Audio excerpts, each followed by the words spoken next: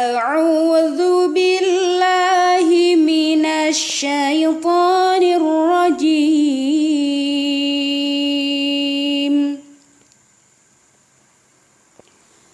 بسم الله الرحمن الرحيم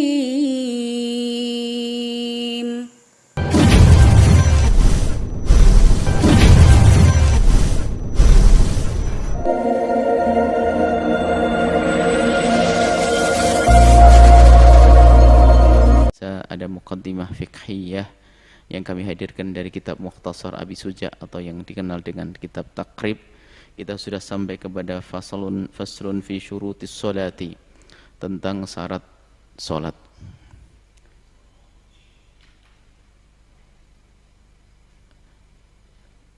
Syurutus sholati, syarat itu disebutkan oleh Nas. Imam Abi Suja menyebutkan wa syaraitu sholati qabla dukhuli fiha khamsatu asya. Syarat-syarat yang harus dipenuhi di dalam melakukan salat. Syarat adalah hal yang harus dilakukan tapi bukan bagian daripada amalan salat. Itu syarat. Kalau rukun adalah sesuatu yang wajib dilakukan dan bagian daripada salat. Maka ini arkan syurut syaraitu sholati terjadi di luar solat. Syarat-syarat solat ada 5. Pertama adalah taharatul a'dha'i minal hadathi wan najisi. Minal hadathi wan najasi. Taharatul a'dha'i minal hadathi wan najasi. Sucinya anggota tubuh kita yang kita bawa solat daripada hadath dan daripada najis, atau mungkin atau sering disebut dengan istilah toharoh, bersuci. Bersuci ada 2, bersuci dari hadath dan bersuci dari najis. Bersuci dari hadas dibagi 2, hadas besar dan hadas kecil. Jadi toharoh bersuci, ini syarat yang pertama. Maka tidak sah solatnya orang yang tidak punya toharoh. Bahkan haram kalau tanpa uzur. Maka harus. Pertama adalah bersuci daripada hadas. Baik hadas besar atau hadas kecil. Kalau hadas besar adalah dengan mandi besar. Kalau hadas kecil dengan berwudu. Dan nanti insya Allah bab wudu disebutkan atau sudah. Baik. Yang pertama adalah hadas kecil. Hadas kecil adalah yang membatalkan wudu. Yang pertama adalah keluarnya sesuatu dari lubang depan, lubang belakang. Ini adalah sudah pernah disampaikan di fikih praktis, di sini singkat saja. Lubang depan, lubang belakang. Keluarnya sesuatu dari lubang depan, lubang belakang, apapun bentuknya. Termasuk angin. Membatalkan wudu. Maka wajib berwudu kalau orang melakukan yang demikian itu. Yang kedua adalah menyentuh, lubang depan, lubang belakang. Kemaluan dan lubang belakang. Bagi kaum pria adalah semua batang kemaluan adalah membatalkan wudu. Dan menyentuhnya, yang membatalkan wudu itu hanya menyentuh dengan telapak tangan dan perut jemari. Yang membatalkan wudu adalah bagian tangan yang jika kita pertemukan antara telapak dengan telapak yang tidak terlihat, itulah yang membatalkan. Jadi ini yang tidak terlihat itu yang membatalkan. Adapun pinggiran-pinggiran sini tidak membatalkan. Kalau seandainya ada seorang ibu ingin natur lah bahasanya, anak kecilnya yang laki-laki mau pipis, kalau tidak dipegang akan kemana-mana, sementara sudah punya wudu, dijepit begini tidak batal wudunya, karena yang menyentuh adalah bukan perut jemarinya, tapi pinggir perut jemari. Ini lubang belakang, wilayah lubang itu. Adapun lubang untuk kaum pria adalah utuh semuanya. bukan masalah menjima yang membatalkan puasa supaya tidak campur, adalah kalau membatalkan puasa lah cukup yang masuk bagian kemaluan saja sudah batal. Tapi kalau urusan yang membatalkan wudu semua, batang kemaluan seorang laki-laki adalah membatalkan wudu. Itu menurut jumhur ulama mazhab kita, Imam Syafi'i dan Imam Malik dan juga Imam Ahmad ibn Hanbal. Baik, kemudian untuk kaum wanita adalah lubang tersebut dan di kiri kanannya.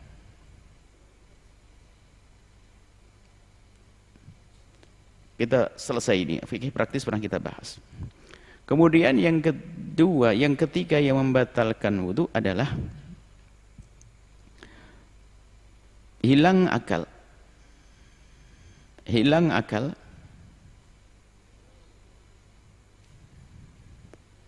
gila, pingsan, ayan, termasuk tidur, membatalkan wudu kecuali tidurnya orang yang dalam posisi menempatkan tempat duduknya, posisi duduk begini. Karena tidur juga hilang akal. Maka kalau ada orang tidur telentang, tidur jongkok, tidur baring, batal wudunya. Batal wudunya. Nah ini tidur. Kalau tidur duduk tidak. Sebab al-ainu wika usyah. Jadi kalau orang tidur ini adalah tidak bisa mengontrol anggota tubuhnya. Jadi mohon maaf, bisa saja lubang belakang itu terbuka dan keluar angin. Kata Nabi, al-ainu wika usyah. Jadi yang namanya mata itu pengikat. Selagi masih melek bisa mengatur itu. Jadi sangat mungkin kalau orang tidurnya tidak dalam posisi duduk, itu akan buang angin dan dia tidak sadar. Maka mazhab kita Imam Syafi'i mengatakan kalau duduk, posisi duduk tidak membatalkan.